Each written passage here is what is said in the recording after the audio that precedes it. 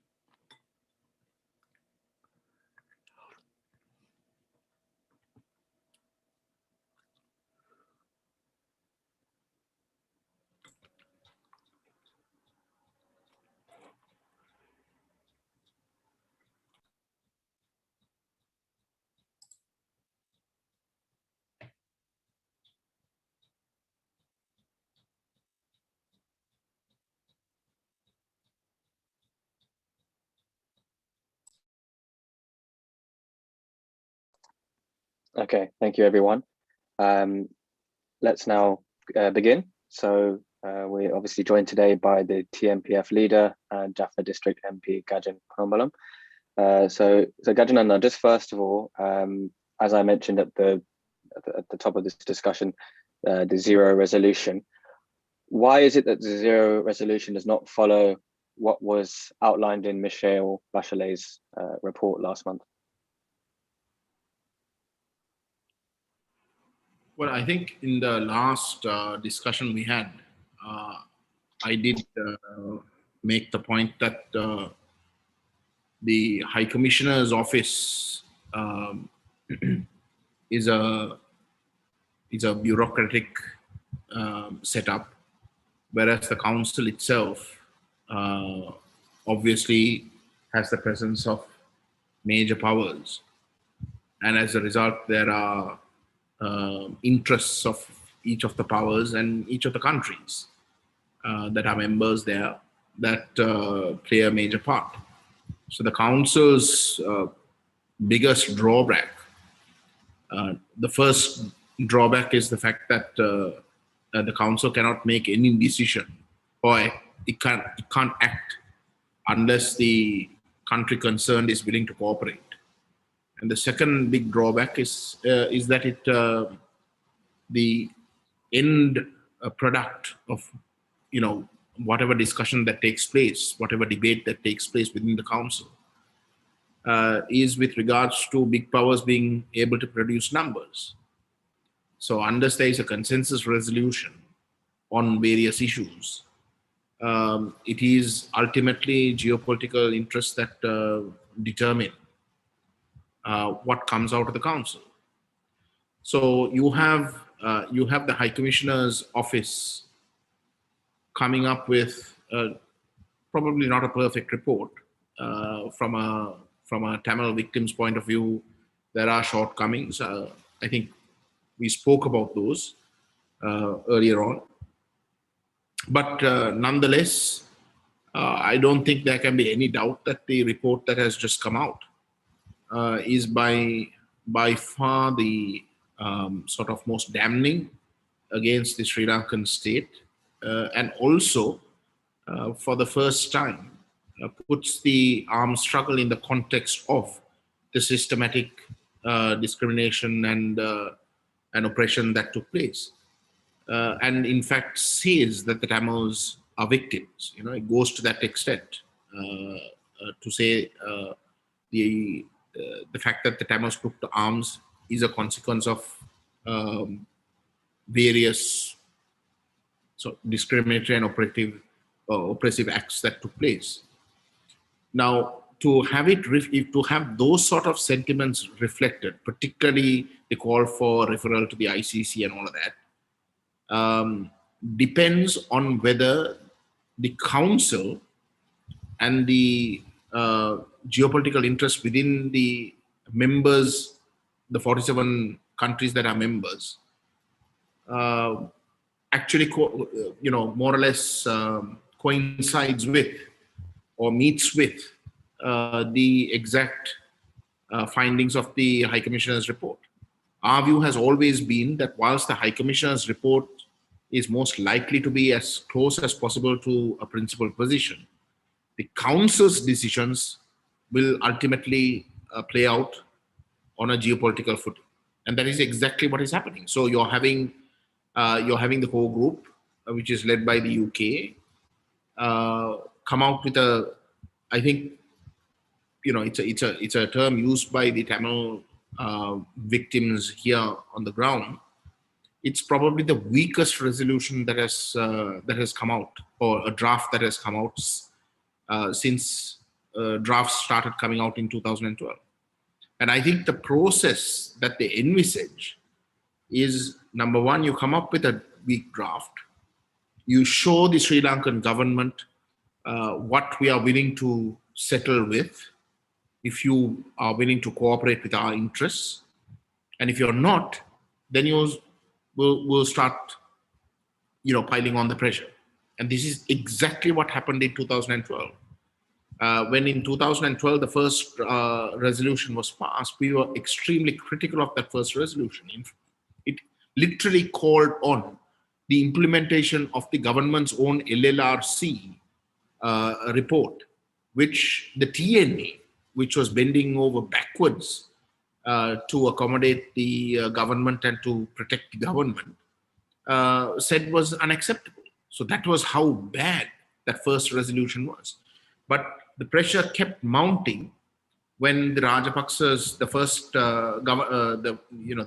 generation Rajapaksa government, refused to cooperate, and it eventually came up to the point of a OISL report, right? And then you had a regime change. The moment the regime changed, again, the pressure just came straight off. The moment the regime changed, all the pressure was taken off, right through the pro-Western, pro-Indian Maitripala Sirisena, Ranil Wickremesinghe regime. You had literally 2-year extensions being given so that its term concluded without it having to show any sort of progress, right? Now you have a Gotabaya Rajapaksa regime which is very clearly tilting towards China. And in that respect, they have come out with a weak resolution to say that this is how good it will be if you cooperate, and if you don't, then we'll start piling on the pressure. I think that is the sort of message that they wanted to give out. But the only sort of silver lining in this whole thing is that on the ground, I think there is far greater awareness. So the victim community is far more aware of how these geopolitical activities of major powers play out within the council or within the larger UN structure or within international relations. I think generally there is much better understanding. whether you like it or not, it's led to a lot of cynicism. So people don't really expect much to come out of this process. But I think what that would lead to eventually is that actors on the ground who claim to represent the Tamil people, who are cooperating with major powers in the UN to try and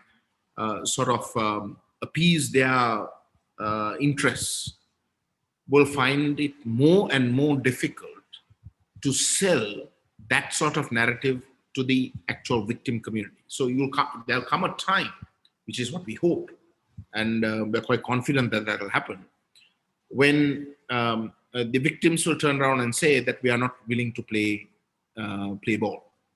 And I think that is the point when you'll have a situation where you have a strong leadership that is elected on the ground that can actually bargain, or that can actually put forward the interests of the victims to a point where they won't compromise on those fundamentals, and instead expect major powers that actually want to use, for whatever reasons, the victim's narrative, or where you come to an agreement.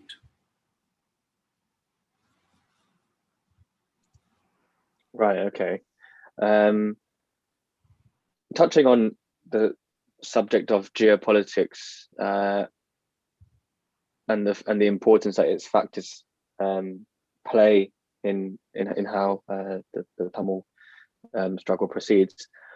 What do you think needs to change geopolitically for there to be more substantial action and not these weak resolutions that we're seeing?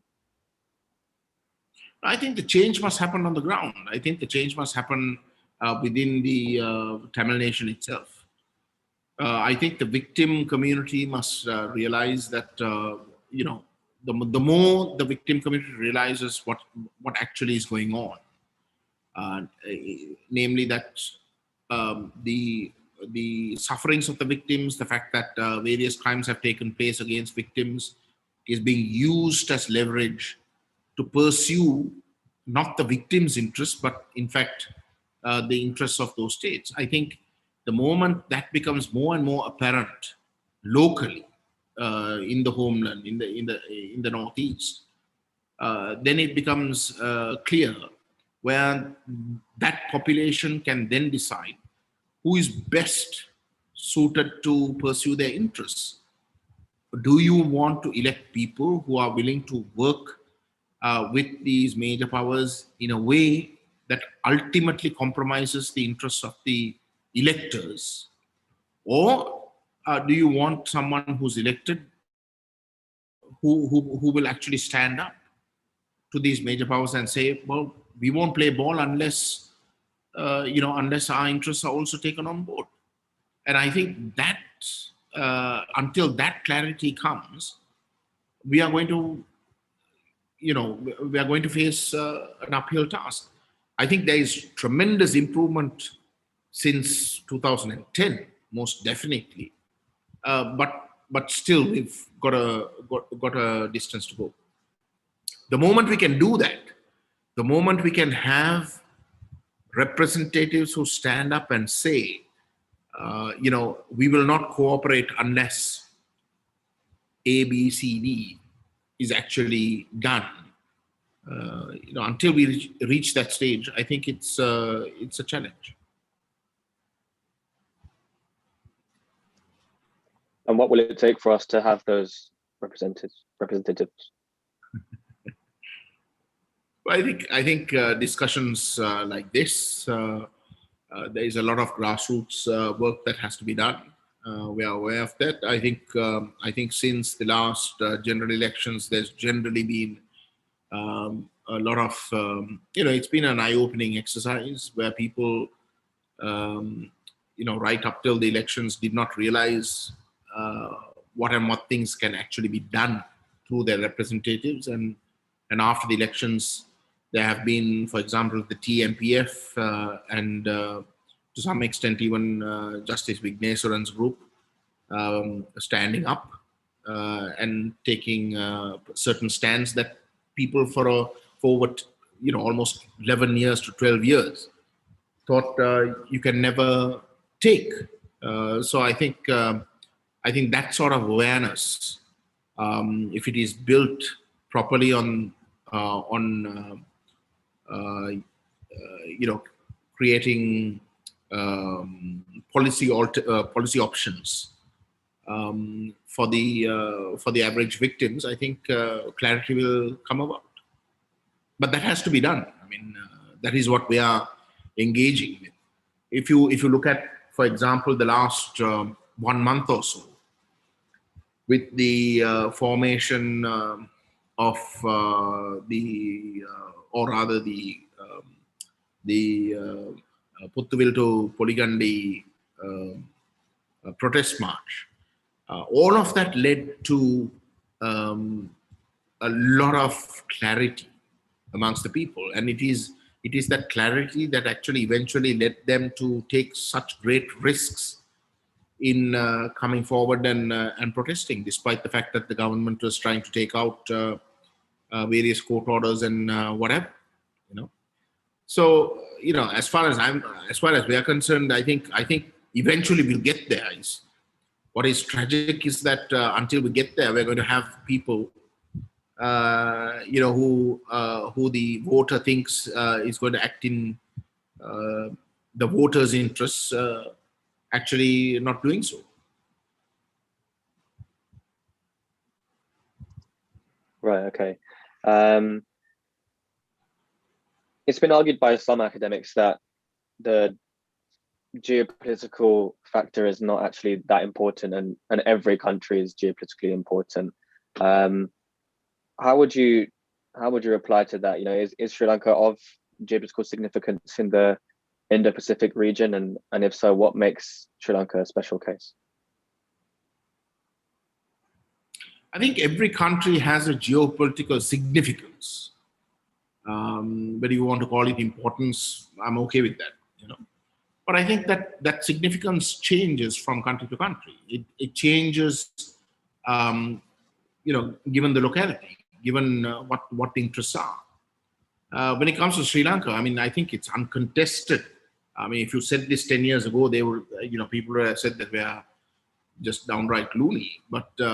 But now I think it is just common parlance to say that Sri Lanka is strategically important, that Sri Lanka sits in the middle of shipping lanes, maritime lines of communication that are so fundamental to not only trade but also projection of naval power and all of that. These sort of discussions, if we had some time back, would have just drawn a blank in most cases. So in the case of Sri Lanka is strategically important. It's important in the sense of projecting global power in competing interests, where you have the United States that has traditionally been the major power in the Indian Ocean region. You've had India growing, and then you have China over the last 15 to 20 years, trying to dominate in this same region. So the fact that Sri Lanka stands out, I think, is just quite evident, even with regards to the agenda of the Human Rights Council or any similar forum. So I mean, my point is this: the only policy prism from which you can sort of understand what's going on is if you look at what's happening in Sri Lanka through a geopolitical prism. You take any other sort of theory and you will find that nothing fits. You'll have more questions than answers, right?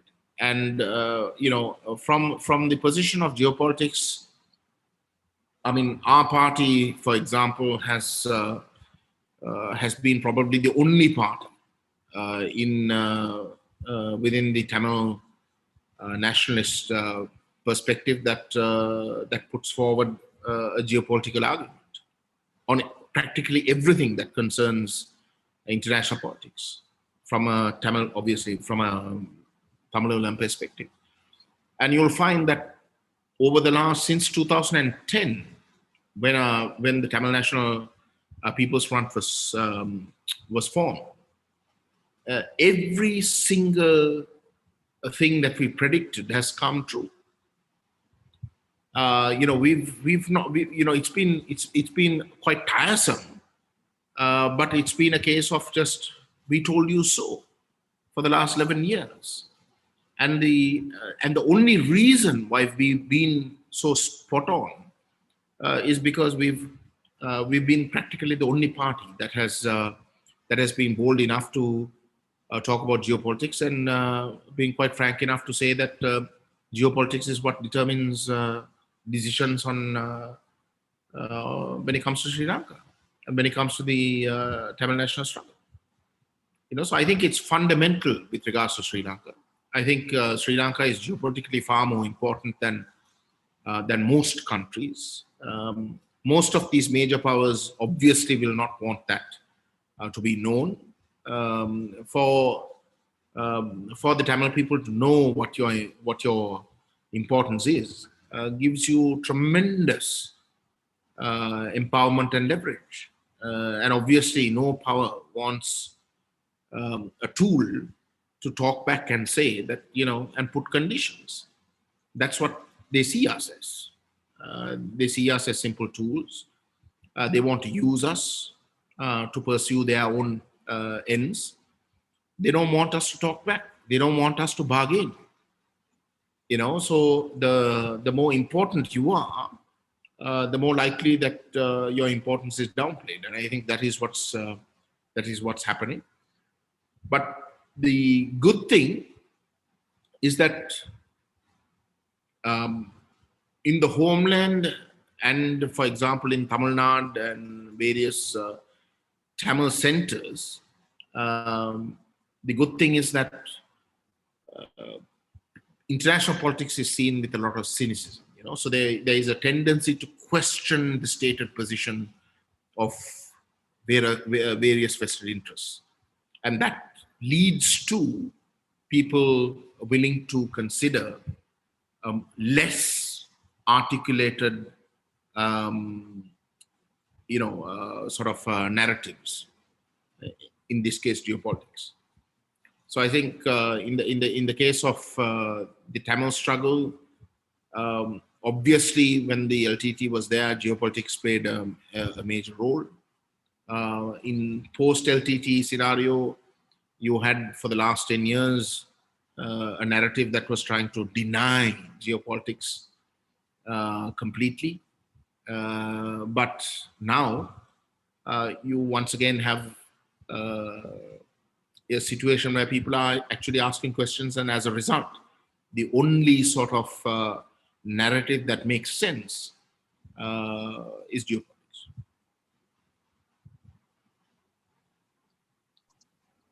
Right. Okay. Thanks for answering that.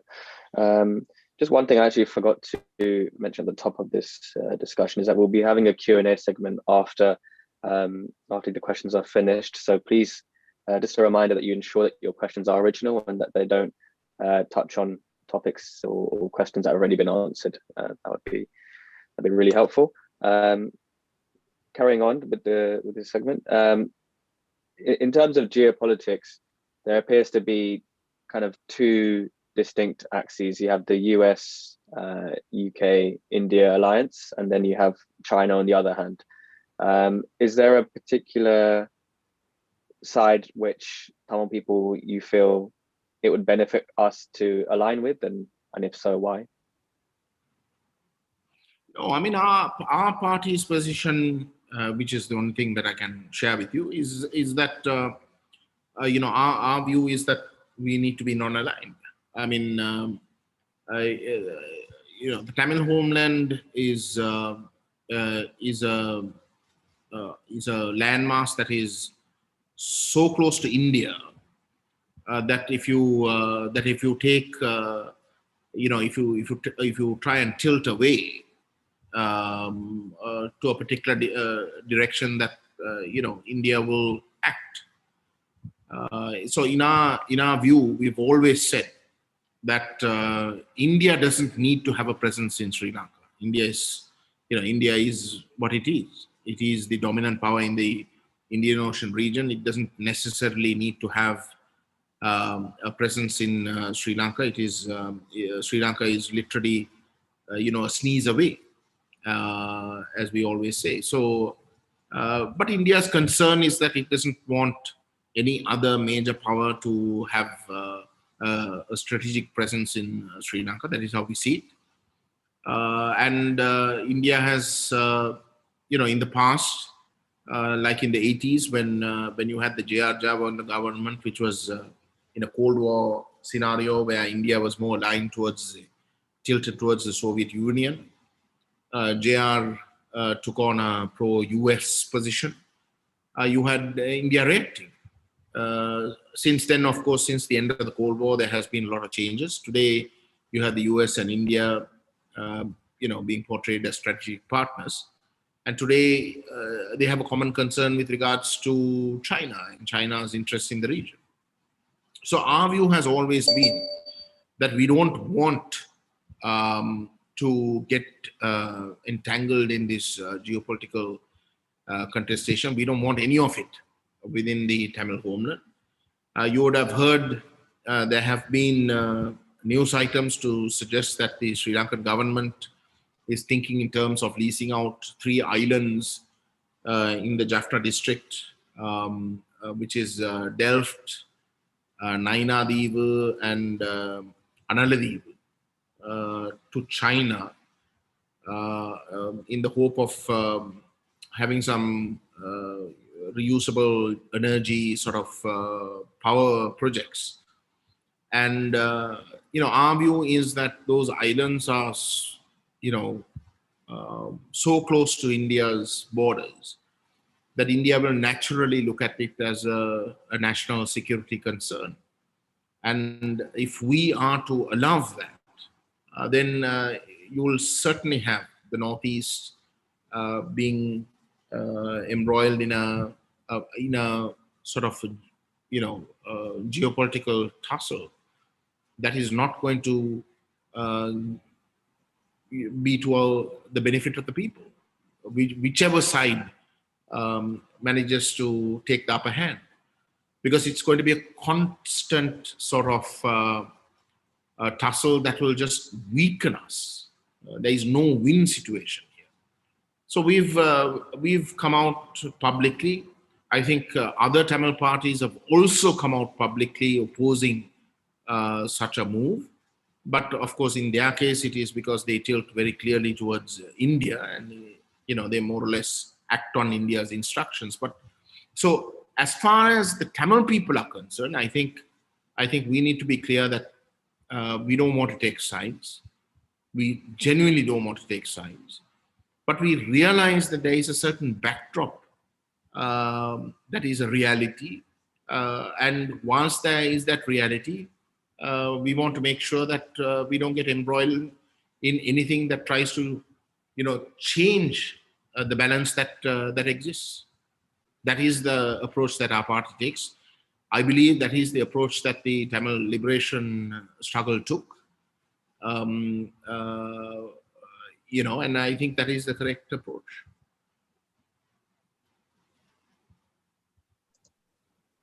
Right. Okay. In a recent interview, you mentioned that despite Tamil liberation movements aligning closely with progressive forces during the armed struggle, since 2009, those same representatives have allowed the West to co-opt our quest for justice, and Tamil people we have effectively lost the solidarity of those progressive forces in the global arena. You've also mentioned that you had engaged with Palestinian and African Union representation to rebuild that solidarity. Why is it, would you say, necessary that the Tamil nation seeks the solidarity of progressive forces of the global South?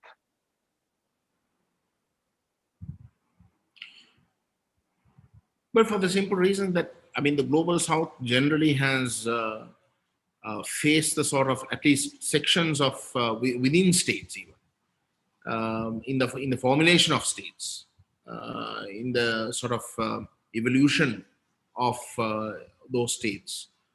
They've faced the same thing that the Ulam Tamil nation faces, and there is a lot that is common, and our view is that if you take an international forum like the Human Rights Council or the UN in general,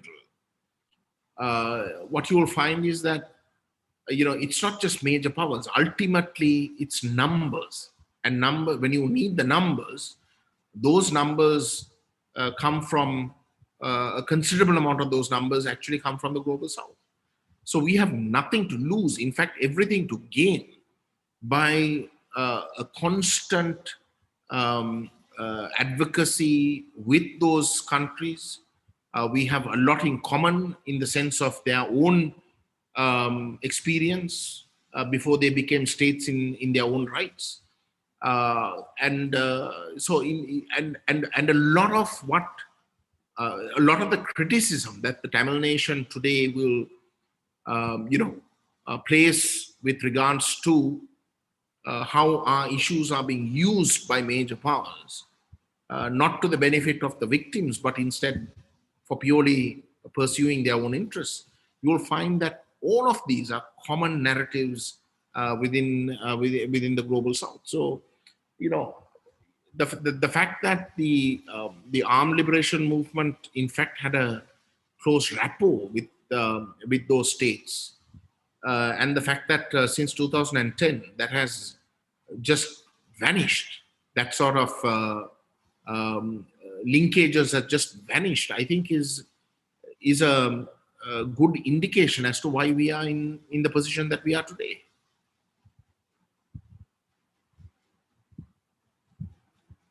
And how can we effectively rebuild those links?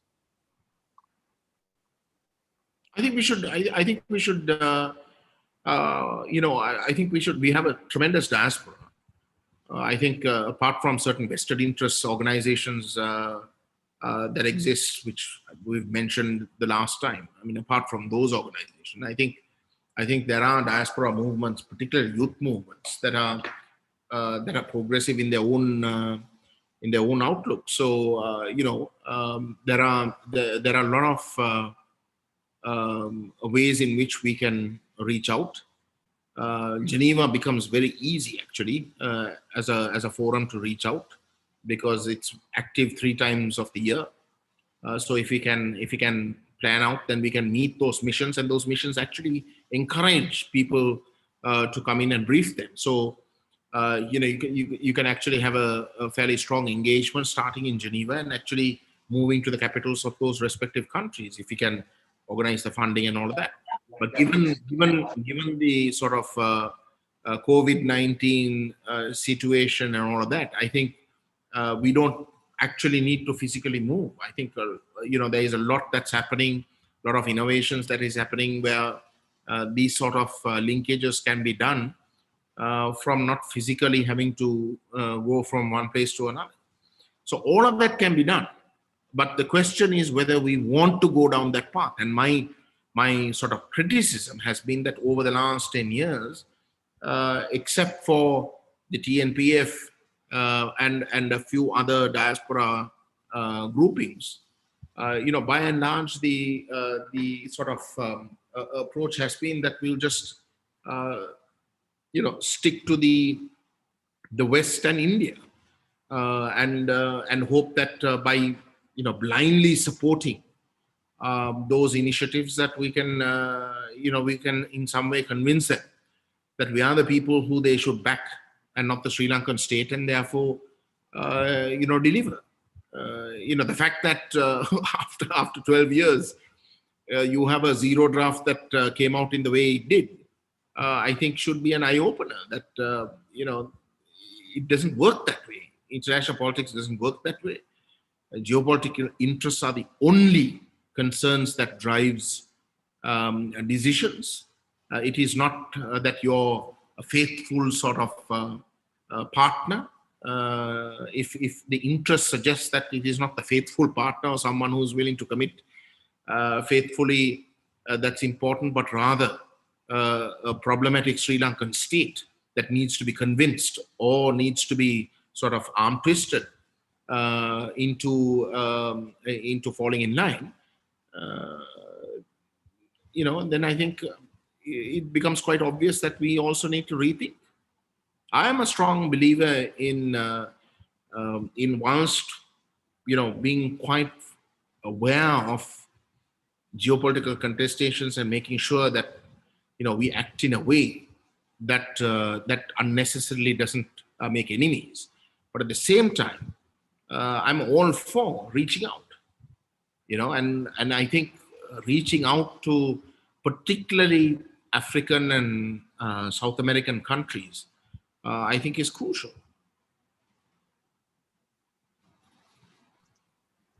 Okay. You briefly touched on the P2P march earlier and the clarity that's come out of that. Could you just kind of elaborate on what your thoughts are around the P2P march? Well, I think the P2P march was a shocking success. A shocking success, not from the perspective of Tamil victims. I think we as actors who work on the ground knew that the people had enough frustrations to actually take risk and come out and show their solidarity. I think that was quite obvious. But it was a shocking success to the diplomatic community. It was a shocking success to the Sri Lankan state. So in that sense, I think, without any doubt, it was probably the single largest event next to the Alaha Tamil event that took place in Jaffna in September 2016. That was an eye opener to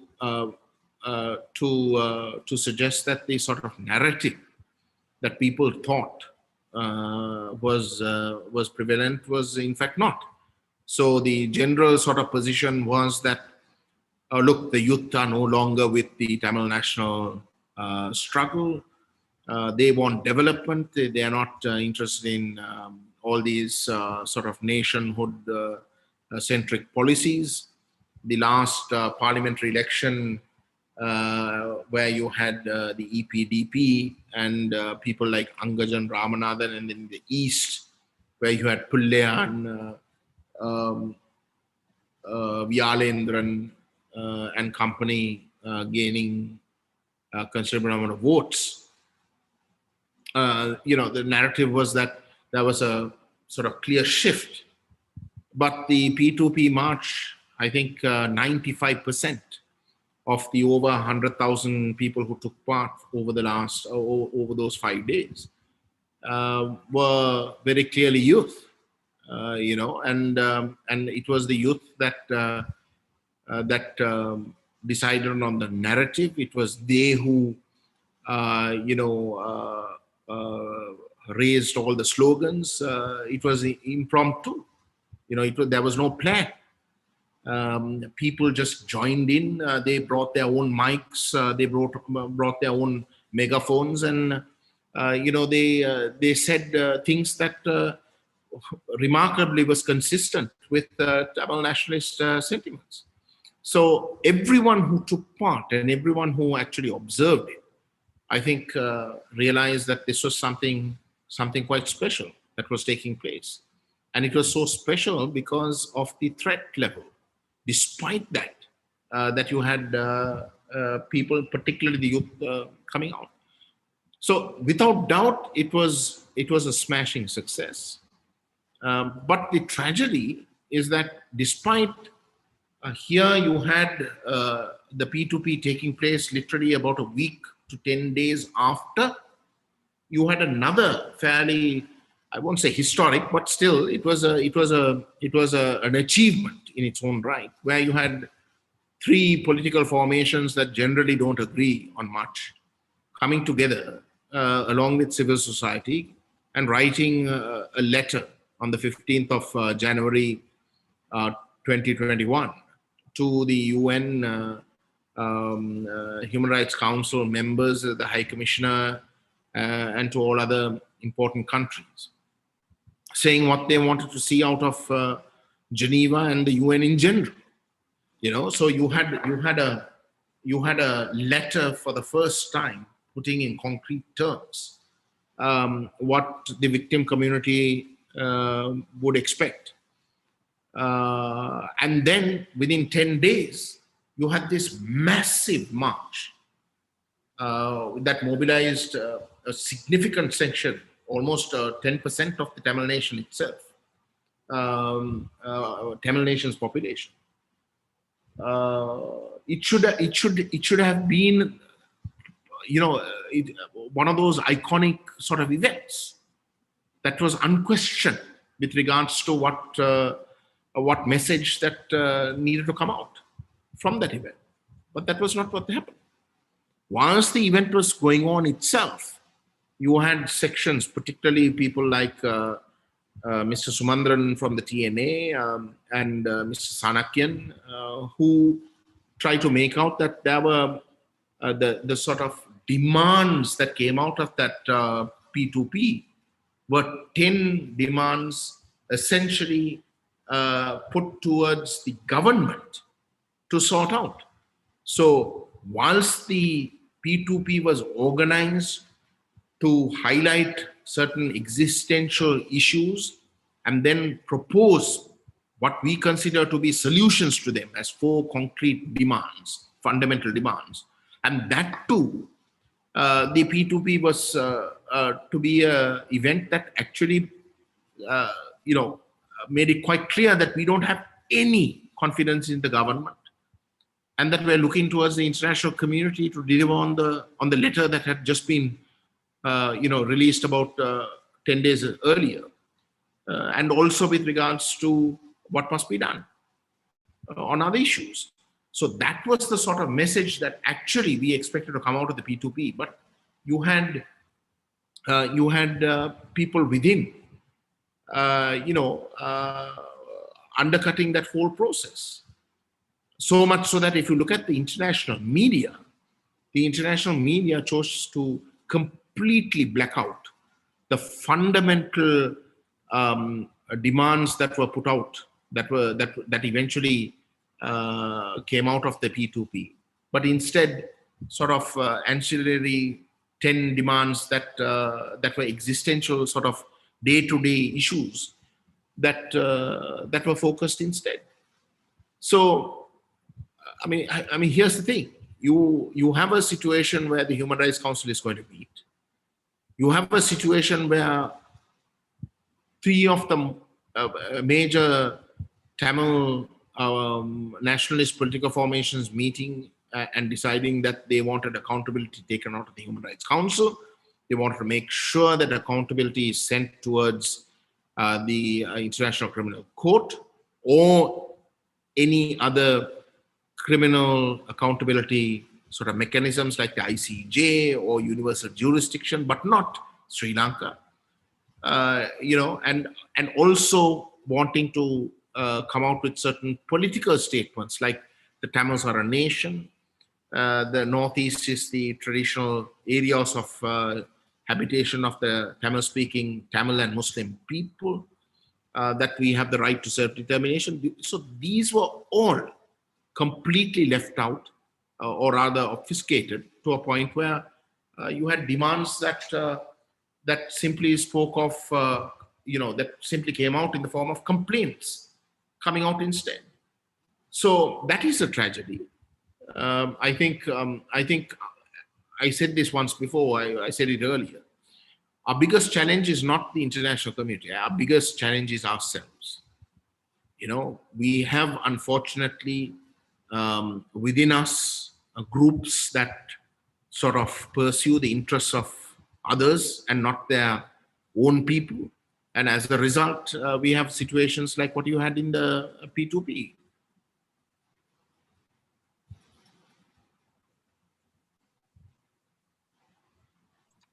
Right. Okay. Just one thing I wanted to address actually was there have been some concerns that the P2P march was backed by India in terms of the fact that the prominent actors within that march had links with India. Is that a concern that you share?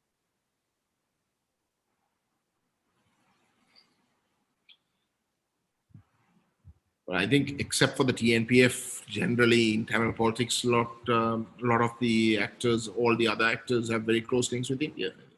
That's well known. As to whether India was behind it, I don't know. But certainly, when you have a situation where the sort of demands that ought to have come out of the P2P being such a tremendous sort of anti-state demonstration, being belittled to a point where you just have certain sort of complaints that eventually came out of it, or at least that's the perception that the international media carried, would suggest that obviously there was some sort of interference where these major powers wanted to use that once again, not to sort of not to register the actual aspirations and concerns of the Tamil people, but rather to push forward agendas that were convenient to them. You can't explain things in any other way.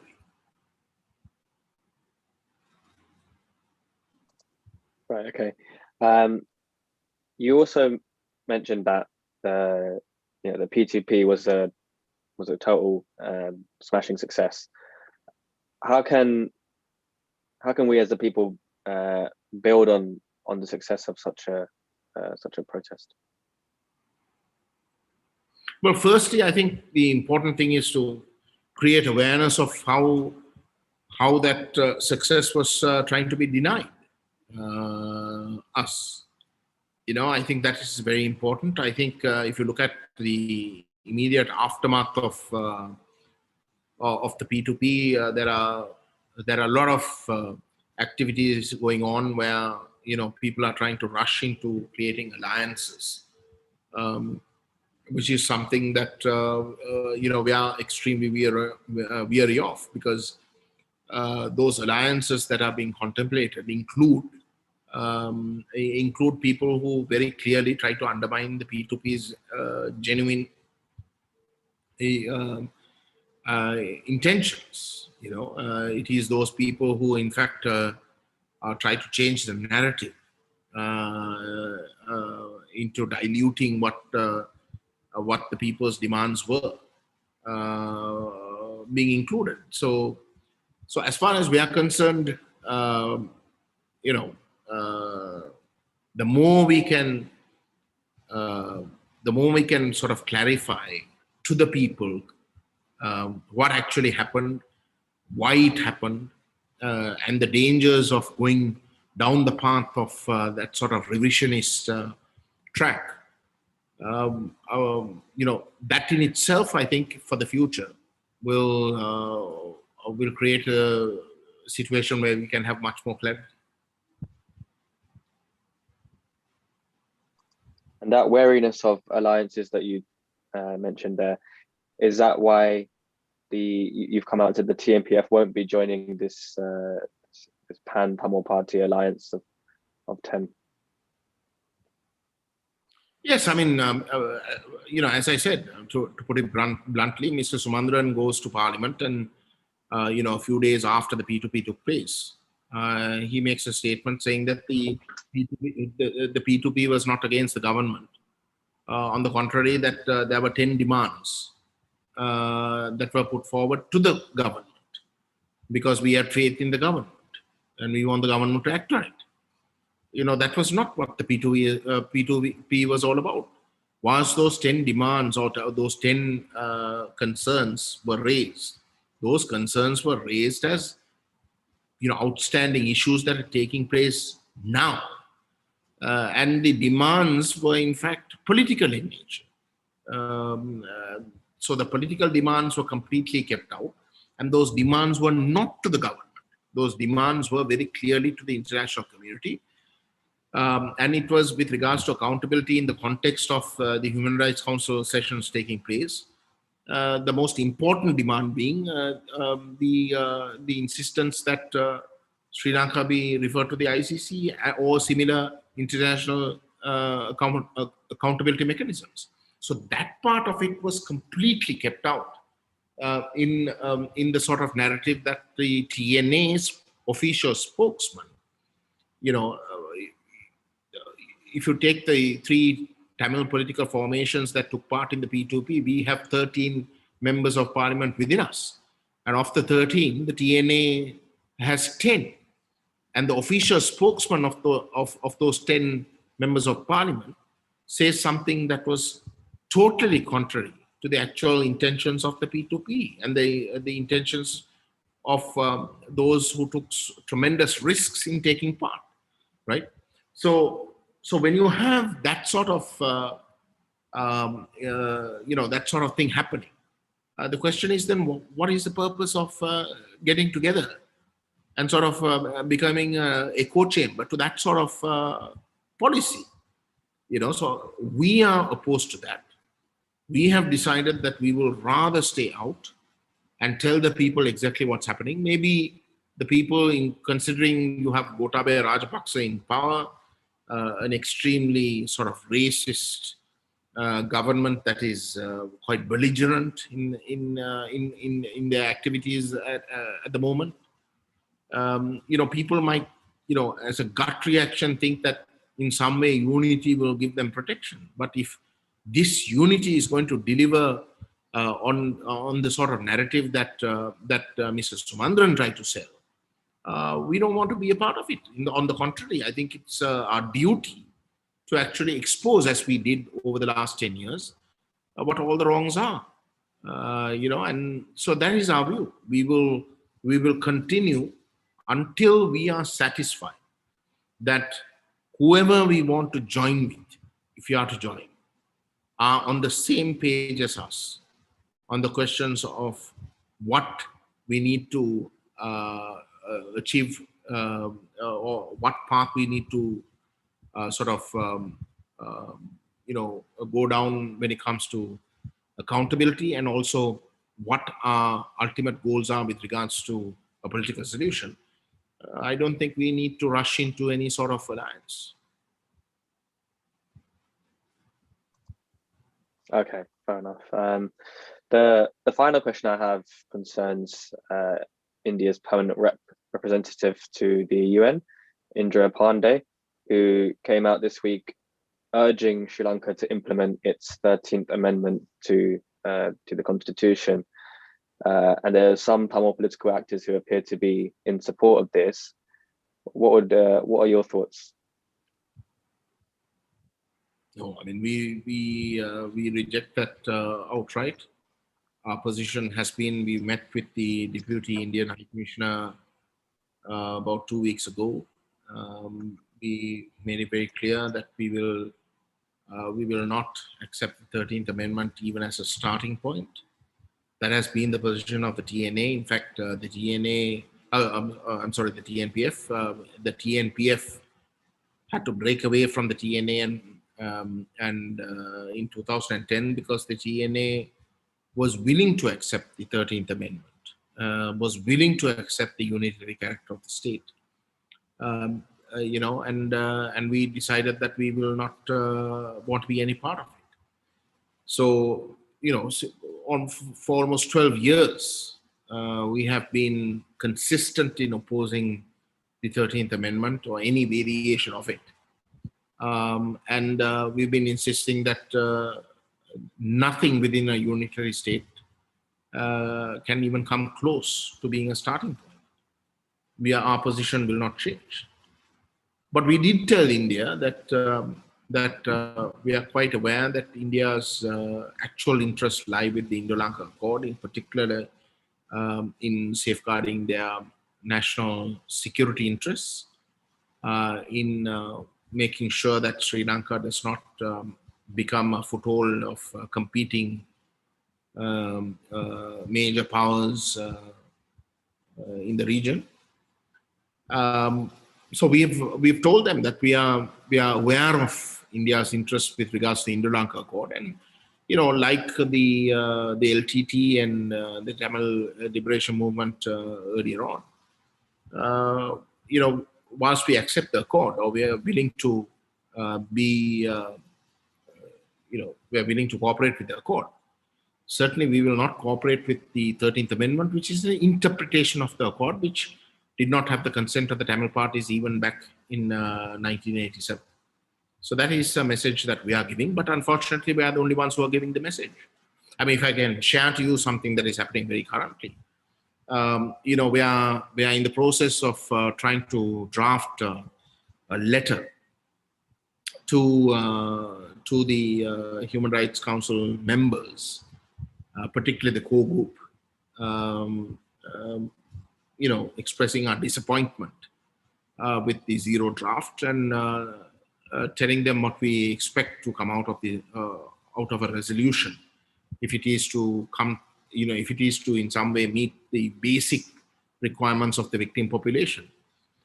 And in doing so, we have also referred to the fact that the zero draft talks of the 13th Amendment. We've so in that draft, in the draft letter that we are putting out, hoping to come out as a response, we state there that we don't consider the 13th Amendment even a starting point for negotiations. But we are the only ones who are willing to agree to that, along with civil society. The TNA, most probably, all indications are that they will not sign on to that letter.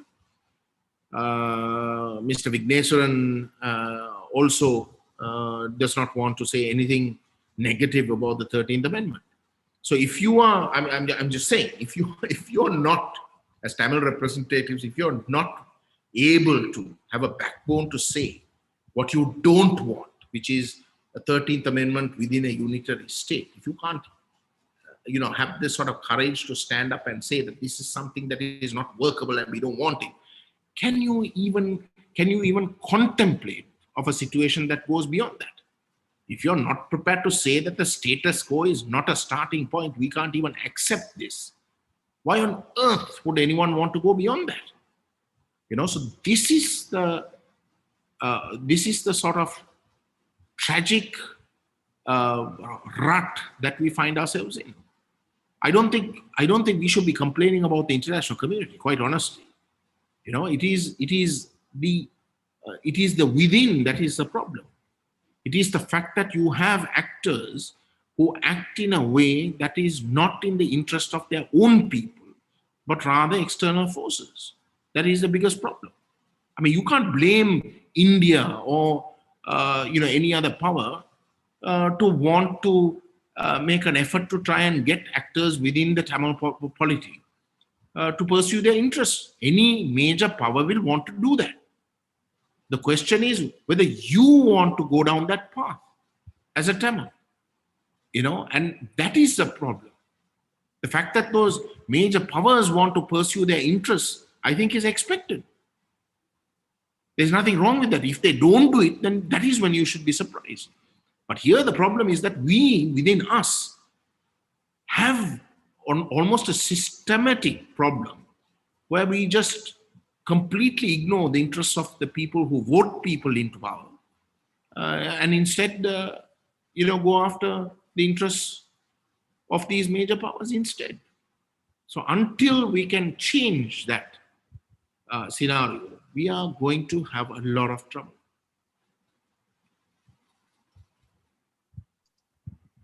Right. Okay. Thanks for answering my questions, Gajendrakumar. We will now be taking a 5-minute break, where the next segment will be a Q&A from yourselves. So if you could please carry on getting your questions in the chat function, and then I will be able to field those questions to Gajendrakumar after our break. So yeah, let's take a 5-minute break now. Thank you.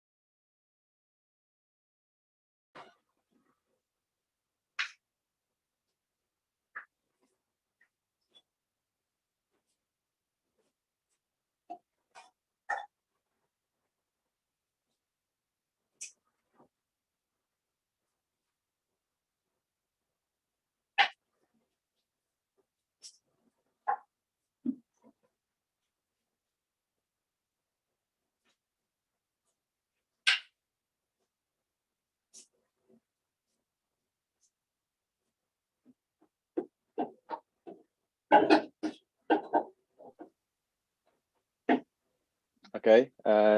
Thanks everyone for your questions. We'll start off with this question concerning China. So it says that you told in a previous interview that China did not frequently use the veto power in the past. So is China very unlikely to use the veto power for Sri Lanka? Are you still understand? And do you think that they would maintain that stance in the Security Council? Well, I think China's interests are growing in Sri Lanka. I think the present government is in fact signaling very clearly that they will be willing to pursue Chinese interests more and more.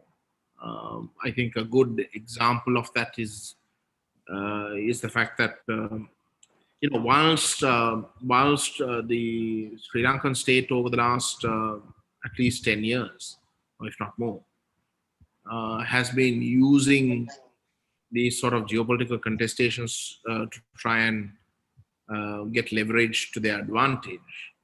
The one thing that they have generally been careful about is that within the Northeast, they have kept competing interests, for example, China, out of the Northeast. So they've generally been willing to allow India, if at all, to have projects carried out. So if Sri Lanka wanted housing projects or anything, they would rather go to India than anyone else, and that was generally because India has always been weary of major powers having a presence in the Northeast, particularly Sri Lanka in general, but Northeast in particular. But you have, for the first time, if the news reports are to be taken seriously, you have for the first time where you have China actually being given an opportunity to have a physical presence in 3 islands just off the coast of India. So when that is the sort of level to which Sri Lanka is willing to accommodate sort of a Chinese presence, obviously Sri Lanka is not stupid in not knowing that in allowing China to have a presence in those islands, it will definitely not go down well with India. And in fact, India want to seek options to try and, in some way, twist the arm of the Sri Lankan state. So when you have a scenario where the dangers of allowing a Chinese presence in those islands is quite high, then for Sri Lanka to allow it only can mean that they would have got quite clear sort of guarantees from China that they will use their vetoes if needed. And so I think the fact that you have a case where Sri Lanka is willing to accommodate China's sort of interest to that extent would mean that China might also have committed itself to be willing to use its veto power and whatever influence that they have in these multilateral fora. So I think there is a possibility that unlike in the past, that China might have actually decided that they will go that extra when it comes to Sri Lanka.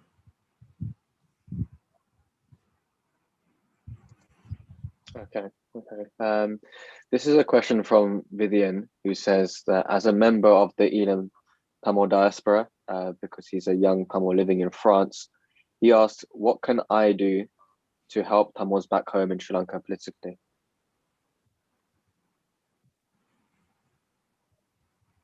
Well, I think first and foremost, the diaspora is an extension of it's an extension of the Tamil nation in the homeland. That's how we see it, and in a very real way. Because I mean, if not for the diaspora, the people in the homeland would I mean, they would, they would have disintegrated to a great extent.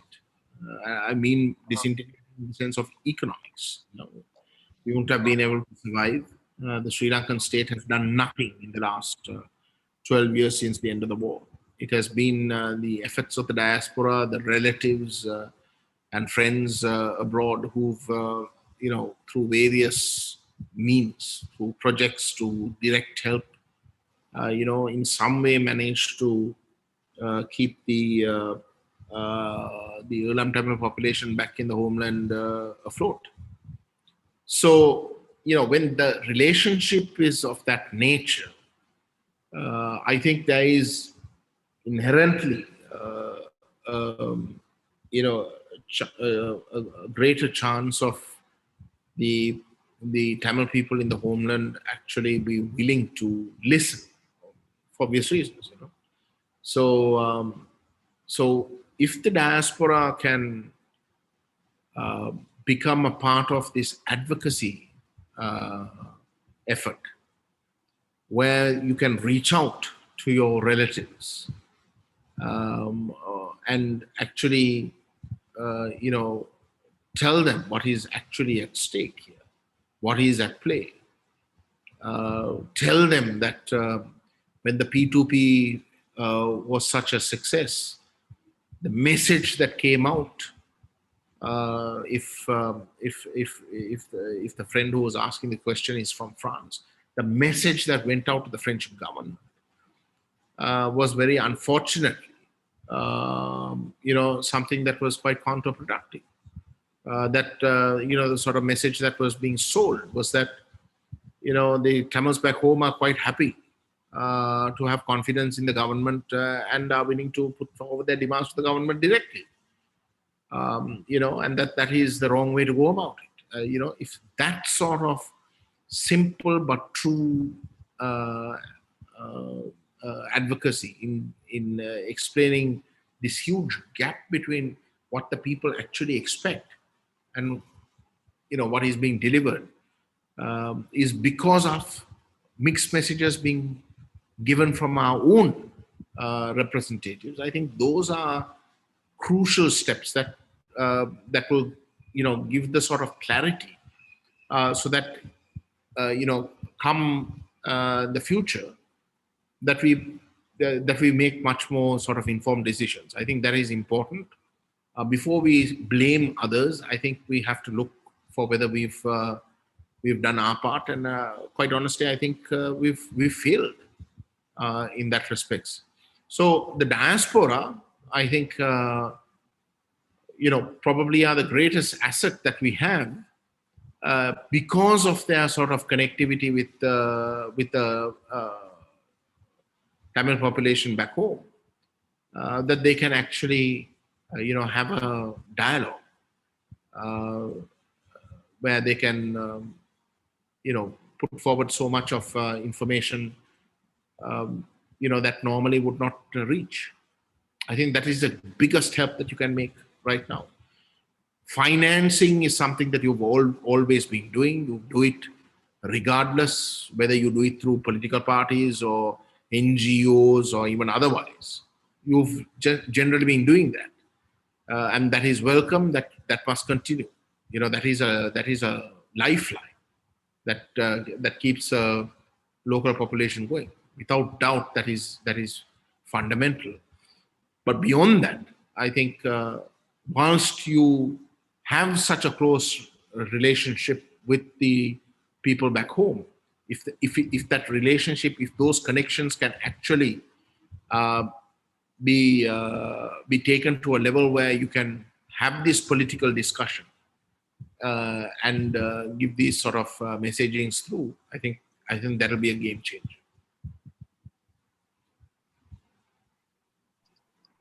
Okay. This question touches on when you mentioned earlier about engagement with the global South. So he says that currently Tamil activists are concentrating more on convincing America, the UK, other European countries to bring the resolution against Sri Lanka, but there's not this same level of work to convince other countries in Asia, Africa, and South America. You mentioned the kind of folly of doing that. Why do you feel like that part, as in that kind of work to convince those countries within the global South, has been neglected? I don't follow the question. Why do you think? Why do you think there's not been that same level of, I suppose, advocacy in terms of convincing other countries in Asia, South America, Africa? Why hasn't that been that same level of work as there has been towards America, Canada, the UK? I mean, those countries are the diaspora centers, aren't they? I mean, it's my view is that it is obvious that those countries will be natural sort of targets in diaspora as well as our own political work, because those countries are the sort of centers of the diaspora. Particularly those English-speaking countries, even Europe, I think approached. All the countries in Europe are approached. The diaspora is very active in doing that. The countries of the global South that we talk of actually don't have, or have a very, very minute diaspora presence, if at all. And so that is generally the challenge. In the case of those countries, that those Western countries, since we have a diaspora presence, they don't need to come to Geneva. They lobby in their own capitals. So I think it's the first reason is because it's obvious that it's geographically it just makes sense to go and lobby your own country, and that's what's happening. But it is for political actors like ourselves, I think that's that the lobbying with regards to other countries in the, as you call it, the global South, becomes important. And we are the ones who are best suited to do that work. Yeah. Okay, sure. This is a question from Ahmed. He says, first of all, that he would like to thank and appreciate Mr. Gajendrakumar Ponnambalam for raising his voice in Parliament on behalf of the burial rights of Muslims and Christians. And he said that we see that you have been claiming that the North and East is the homeland of Tamil-speaking people. Tamil-speaking people is a broad term that includes several groups. Does your party have a mechanism to unite all the Tamil-speaking people in the North and East and to protect them? Well, that's our goal. I mean, I won't say that our goal is to unite them under the TNPF.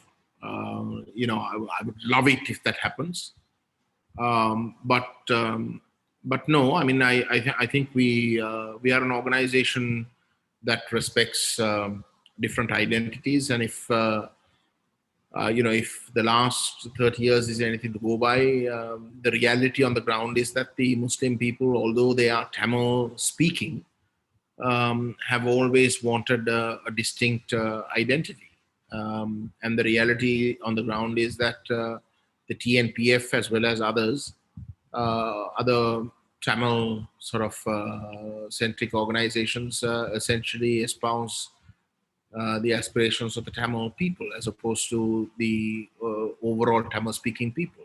We've had a situation, particularly over the last 6 months, where,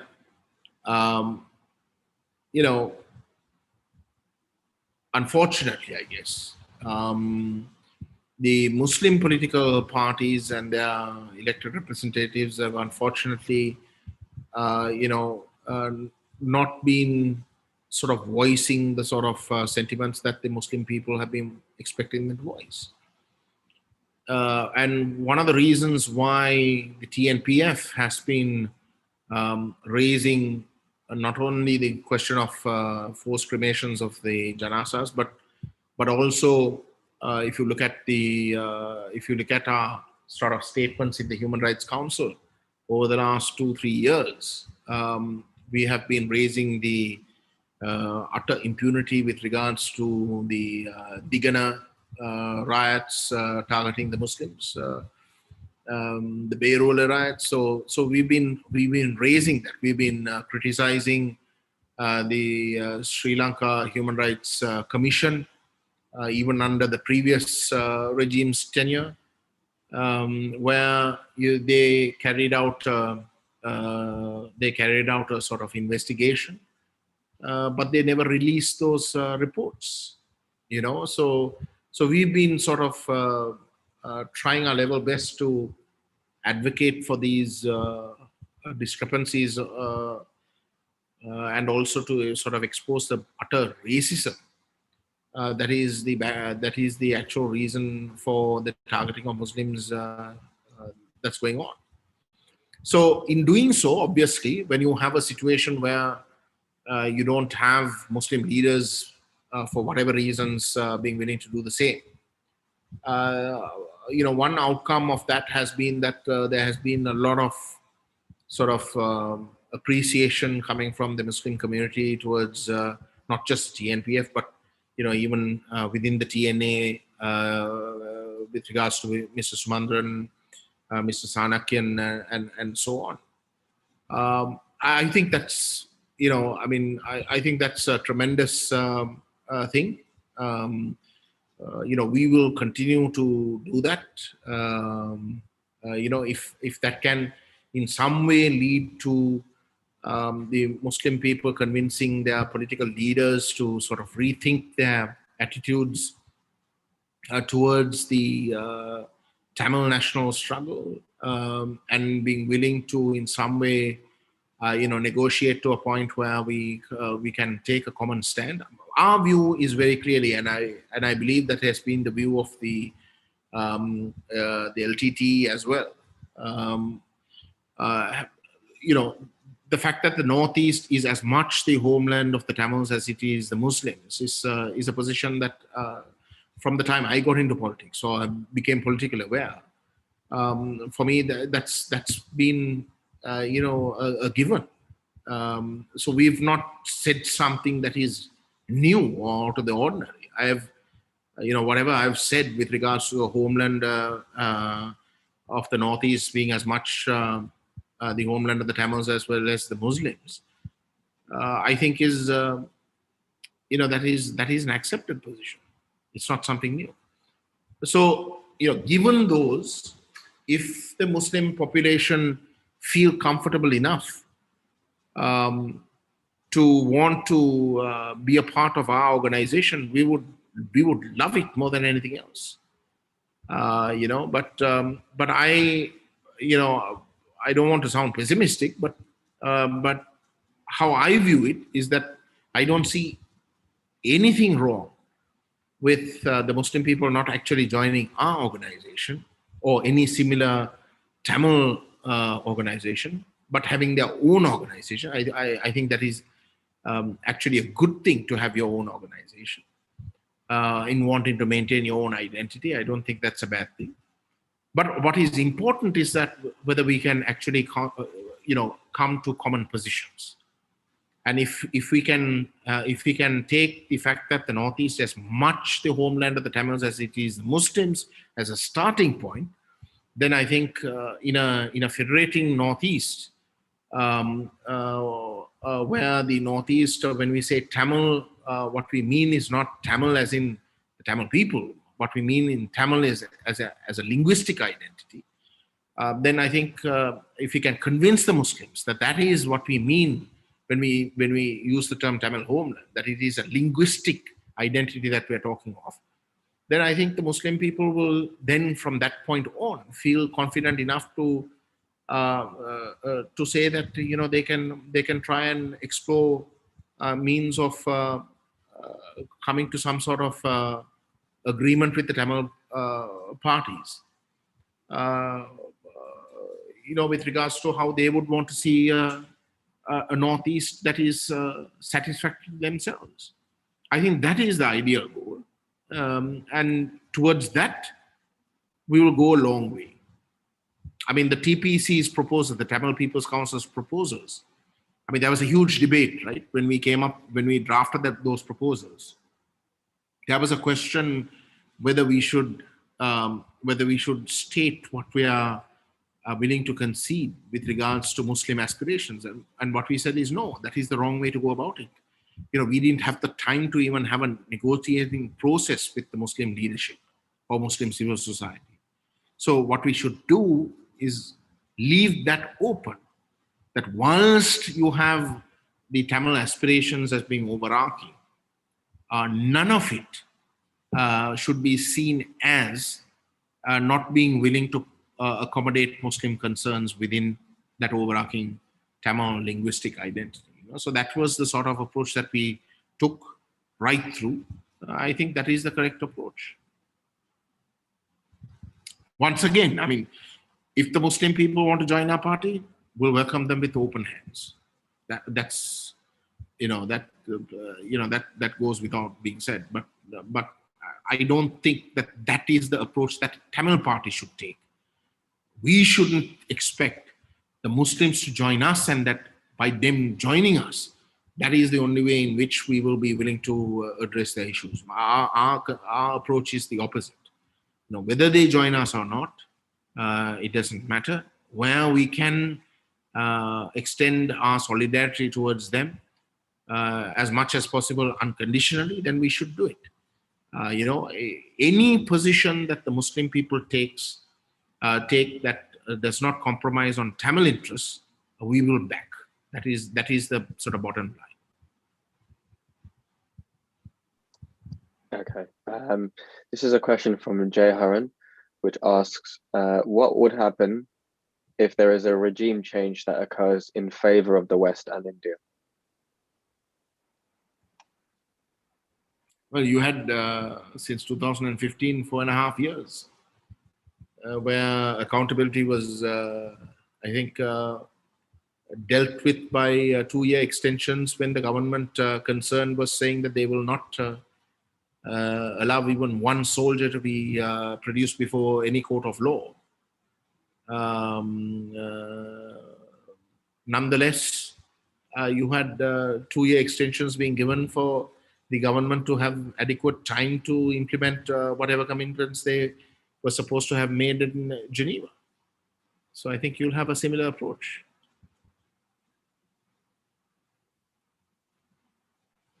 Okay, and this is sorry. I mean, I say this, you had Shavendra Silva being issued a travel ban. Shavendra Silva, all the sort of crimes that he was accused of or suspected of committing was known even in 2010, when he was in the United States as a part of the Sri Lankan permanent mission to the UN. But no travel ban was issued then. But you had a travel ban issued thereafter. So what I'm saying is that, a lot of this, unfortunately, depends on the sort of, the sort of leverage that countries choose. Initially, it'll be less. I mean, take, for example, Ambassador Stephen Rapp. I think he's quite a open gentleman. He speaks his mind.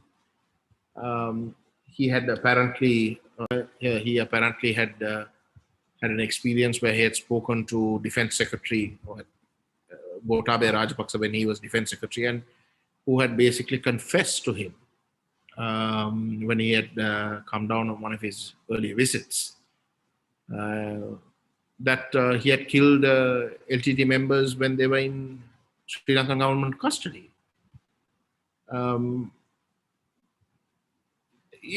Gotabaya Rajapaksa is a US citizen, or he was a US citizen until about a year ago.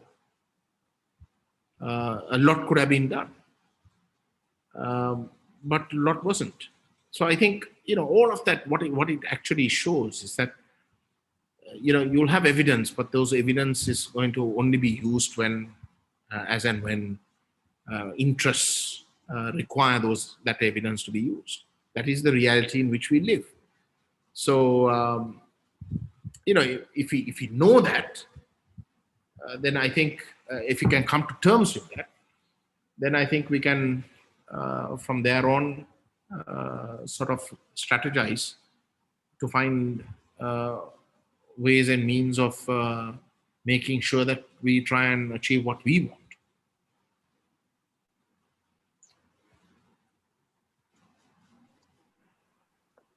Okay, and this is a question from Vautama, which asks, will the West and India, will they try to stir us to revolt against the current government of Sri Lanka? Sorry, can you repeat that? He asks, will the West and India try to stir us to revolt against the current government of Sri Lanka? I don't think we need the West or India to stir us to do that. I think they are doing enough things against Tamil interests for the Tamil people themselves to stand up and oppose them. But that both the West and India might see it more, more favorably than if we had done the same during the Ranil Wickremesinghe Maithripala Sirisena government, I think is a fact.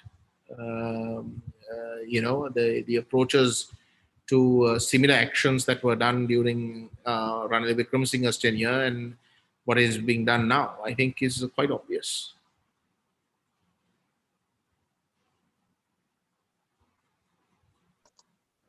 Okay, this is a question from Idea Chandran, which asks, what is your stand on the Tamil National Federation? Yeah, Idea Chandran, I think he had given an interview to a Tamil Canadian radio channel a couple of days ago, where I think he knows our views probably as much as we do. Our view has been very consistent. If we are to work with other organizations, it has to be on the basis of a meeting of the minds on policy. If the so-called Tamil National Council or Tamil National Assembly is to become a reality where we are going to be a part of it, then we need to make sure that those actors who we want to potentially partner with are going to be genuine with regards to policy. I'm quite honestly, our view is that they are anything but. That is the experience that we have had over the last 10 years, and that is the experience that we are having even as early as just during the P2P, as I explained earlier to one of your questions, Chair. So when that is the reality, I mean, why on earth would we want to go and tarnish our own image, which has been one of a party that has been willing to stand up to fraud, to political fraud, stand up and expose the agendas of vested interests that actually are contrary to Tamil interests. So, why would we want to compromise on that image? I think our greatest strength has been us being willing to toe extremely independent position, not sort of coming down to pressure coming from the media, for that matter, from these vested interests with regards to geopolitical interests, but rather, stand up to them and, say what we believe ought to be said from the Tamil people's interests. That is the only thing that has, sort of, I think, built us the sort of credibility that we have, that we have today. That is our biggest asset, and that is what we will continue to do.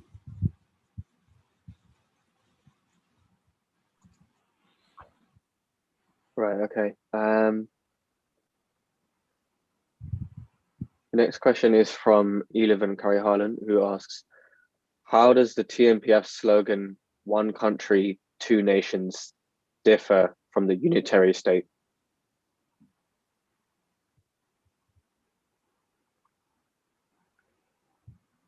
Now, I think that's a very good question. If you take the United Kingdom,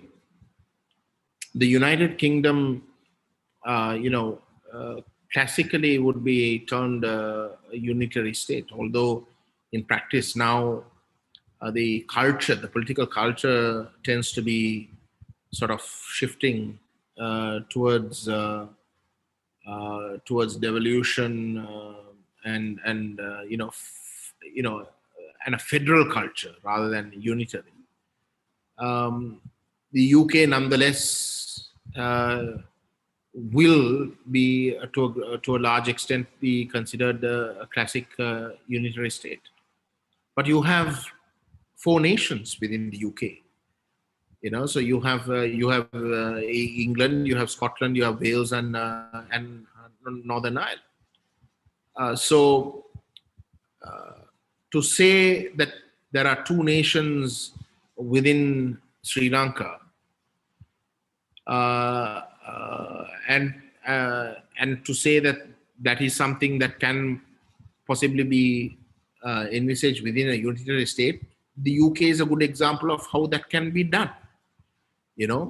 But the point is that it is the unitary character of the state that has been the plague of the Tamil nation, because it is in fact the unitary character of Sri Lanka's state that empowers the numerically larger singular nation to carry out structural genocide against the Tamils.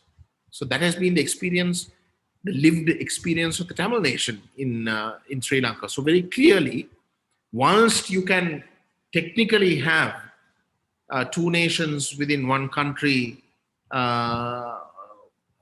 in a unitary state, that is not something that we consider acceptable. That is the 73-year history that we've lived in. So our position is that the two nations, albeit within one country, has to go beyond the unitary state if ever the Tamils are to achieve the right to self-determination, or albeit within a united country.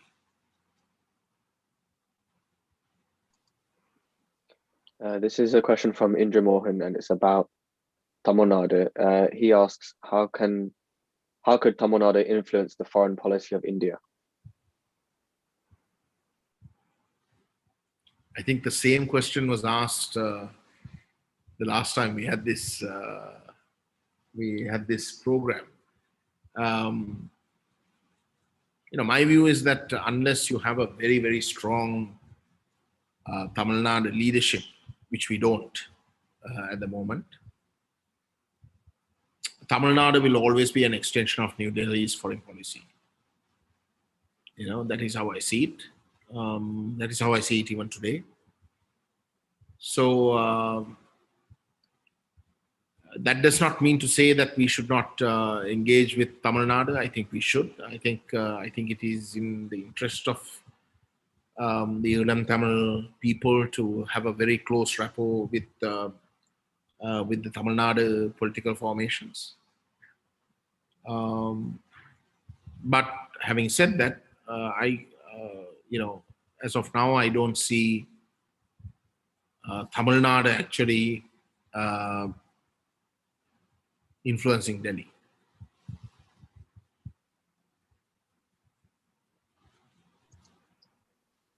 Right. Okay.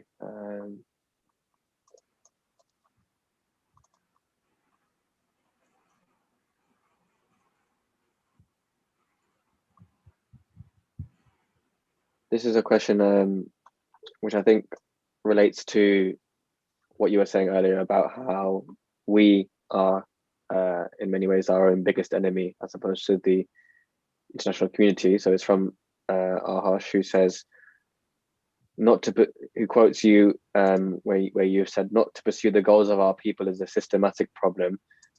He asks, how does your party engage to mitigate future risks of this behavior, and also what can the diaspora do to mitigate this issue?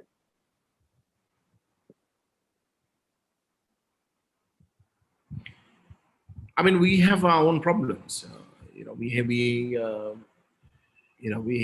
mean, just after the elections, we had to take disciplinary action against a key member of our organization in the past. He was a national organizer of our political party. So we have those internal issues where you have individuals who are heavily influenced by these actors who infiltrate or who at some point get sold out and who cause problems. So we have our own issues. So that's a that's a I think we will. I think you have to be realistic to expect that to happen more and more. When we were an organization that were in the political wilderness, so to speak, where we did not have representation in parliament or in in even local government bodies, the sort of interests that these powers showed in trying to undermine us was far less. Now, when we have two members of parliament and generally our work over the last 6 months since we got elected have been seen quite positively within the Tamil nationalist sort of vote base. I think obviously that that will raise alarm bells in various quarters that don't want to have a strong leadership on the ground that stands up to vested interests. So that is a sort of experience that we face. Our ways of trying to avoid it is by trying to vet all those individuals that we allow in, and also that we try and place in high places. When you take the larger sort of society, well, you are in a unfortunately we are in a situation where we've faced a war situation. The Northeast has been a war zone for the last 30 odd years, and the needs of people are tremendous. So and people are desperate. 10 years after the war, 11 years after the war, no one has shown any interest in addressing those needs, financial, economic needs. Just it's a struggle just to exist, because you have to compete with the rest of the island, which is sort of 30 years economically ahead of you. So when you go to the market, the person who competes with you is in a far more economically better place than you can even imagine. So when that is the sort of existential problems that are there, and those sort of problems are perpetuated, so that vested interest can in some way undermine, then those victims will, because they are in such desperate conditions, the chances of them falling prey to influence is quite high. So that is a realistic existential problem that we face. But the only good thing is that we have a youth that is willing to take risks. And I think the sort of single strongest messages that came out of both Elhatamal in 2016, again, when the chips were down, where you had the TNA that had got elected with a thundering majority of 16 members of parliament, that was saying that political aspirations, all of that has to be put on the back burner, that we must be willing to accept the 13th Amendment or some variation of it. When that was the sort of message that was being given, and that we need to consolidate our position with the new government in place without rocking the boat. That was a sort of negative message that was being given. You had youth taken to the streets. Same way, the P2P, where Gotabaya Rajapaksa, probably the most sort of racistly inclined government that we've seen in a long time. I mean, blatantly racist. Not just towards the Tamils, but any non-Sinhala Buddhist population. So when you had that situation for people to actually come out, I think that is where there is this silver lining, where we believe that since the youth are willing to take those sort of risks, that we can build this common base on which we can launch a genuine sort of struggle.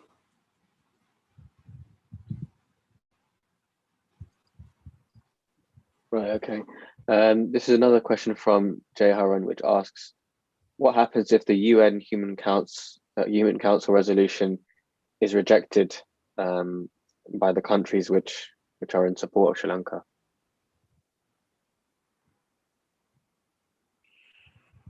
Well, if the present zero draft is rejected, I don't think there's anything to lose, quite honestly. Our view has always been that the resolution, the only reason why the resolution becomes somewhat relevant is if accountability is in principle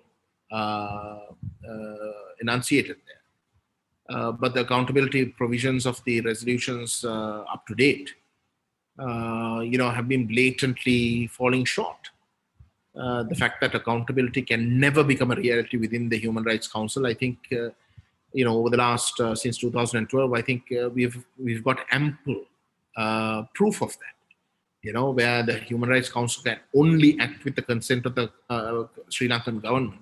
No Sri Lankan government is going to deliver on accountability. So when that is the reality, and the only reason why we wanted a country-specific resolution in the Human Rights Council in the first place was to address accountability. So when the accountability, we know since 2012 is not going to happen within the council's sort of framework, then if the resolution in fact doesn't pass, it's not going to really affect the people in any real way. That is the bottom line.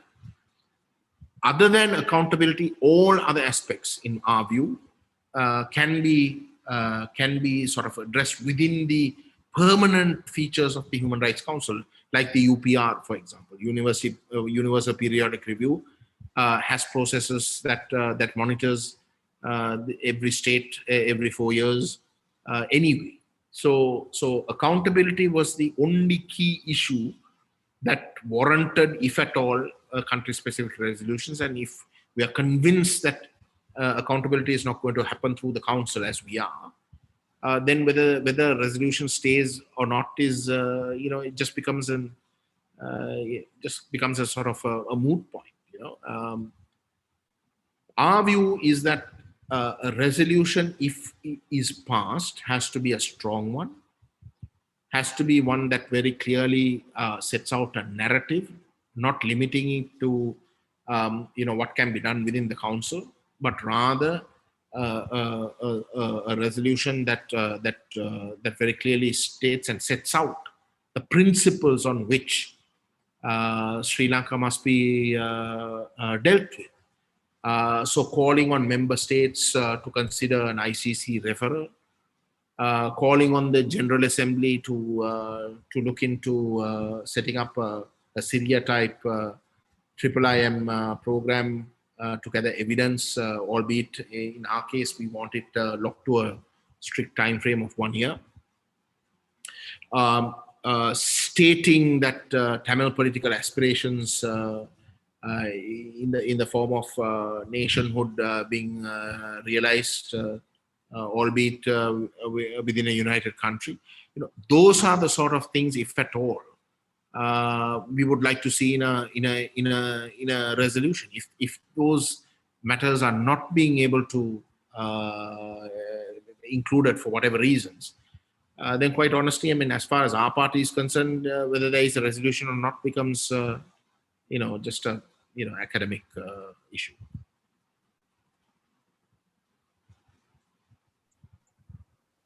This is a question from AS, which asks, what steps do you feel need to be taken in order to improve the economic welfare of Tamils, as well as the island as a whole? Sorry? What? Can you repeat that? What steps do you feel need to be taken in order to improve the economic welfare of Tamils, as well as the island as a whole? Well, I don't know about the island as a whole, but as far as the Tamils are concerned, I think it's important to distinguish the Northeast as a war-affected area from the rest of the country. I think for as long as we don't make that distinction and create what I would call almost like a buffer zone, and allow the vulnerable economies of the people of the Northeast to in some way be protected first and then strengthened and built up. Unless we have that sort of, quote unquote protectionist sort of approach, I think you'll find people within the Northeast becoming more desperate because they just can't compete. And they'll be forced to flee because that is how dire the situation is. We've made this point. We've made this point to the government. We made this point to the international community. We've told them that we would like as leverage the sort of whatever assistance that is being given to have conditionalities in such a way that, as I stated, where the vulnerable groups within the Northeast are not made even more desperate. So those are matters that we will put forward when we deal with those relevant stakeholders. We had a good meeting with civil society, Tamil civil society, that actually has been quite vocal on this particular approach on the economic front. Yeah, I mean that's what I would like to say with regards to the Northeast. I mean, as to the South, I think there is enough material to suggest what the sort of current state of the Sri Lankan state's economy is. I don't think I need to say anything more. I think the next 6 months to 12 months will be crucial. Sri Lanka economically, is in a lot of trouble.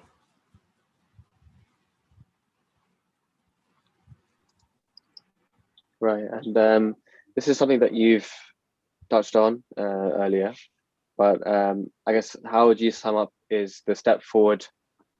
How would you sum up? What is the step forward for us to find our negotiable stand in the world of geopolitics? No, I think we should have our own interests. I think we should be quite clear and unafraid to state what our bottom line is, and which is essentially when it comes to accountability, international accountability through the ICC or through other similar international accountability mechanisms. And also when it comes to a political solution, the fact that nationhood and Tamil nation's distinct sovereignty have to be the basis on which any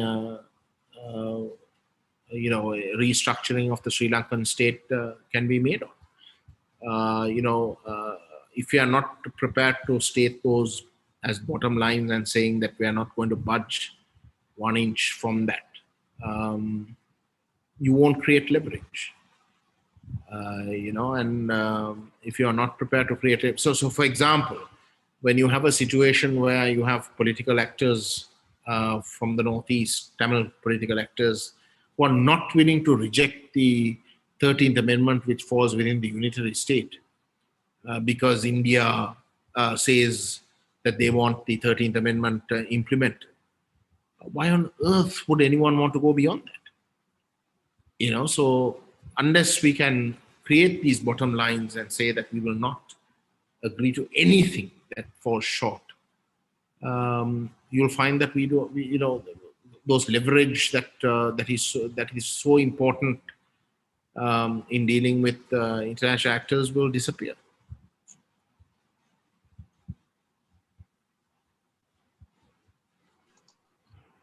Okay, great. I think we have time for maybe one final question. So just looking through.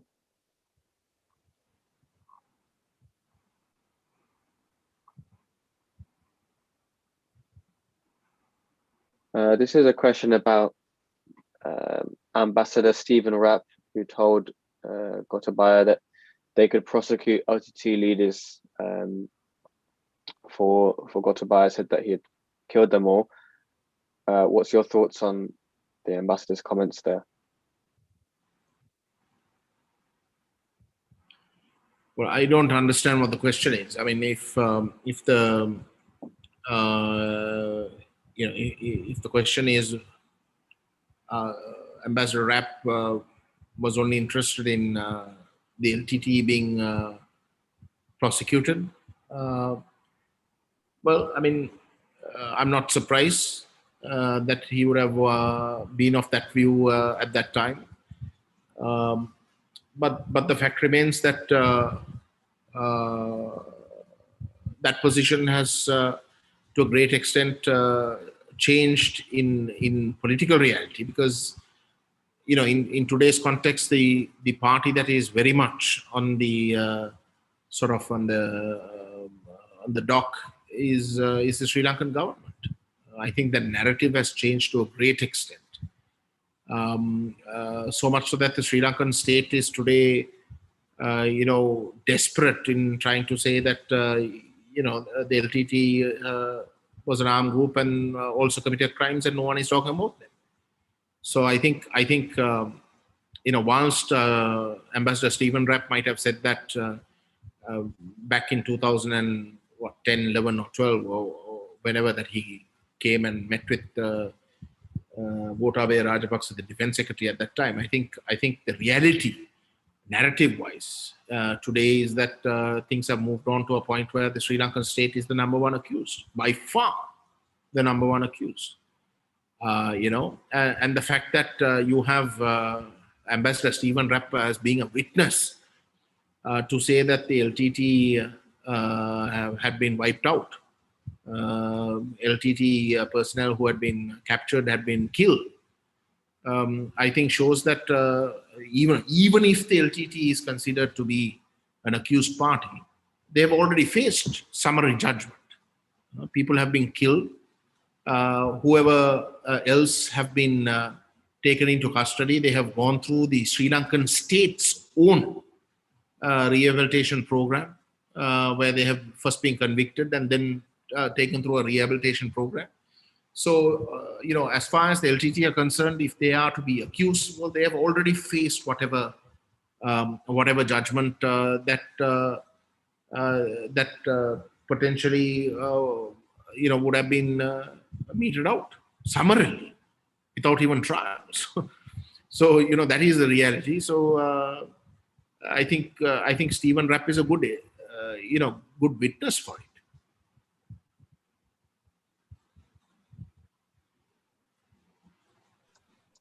Right. Okay.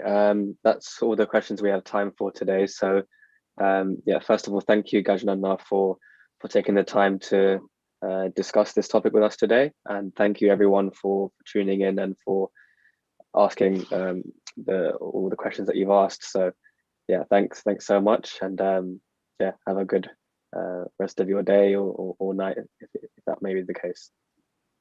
Thank you. Good night.